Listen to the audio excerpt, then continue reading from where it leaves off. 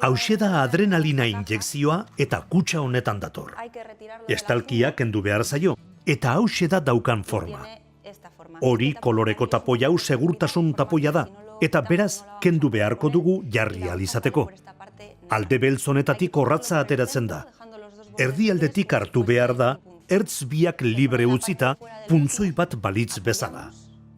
Iztarraren kanpoko aldean jartzen da, kokatu muturra, kendu tapoia, eta sakatu 10 arte zenbatzen dugun bitartean medikamentu guztia usteko.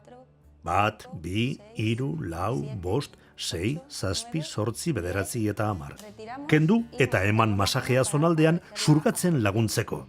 Segurtasun gailua duenez, jarri ondoren estalki hau ateratzen da orratza gordetzeko eta ustekabean ez ziztatzeko.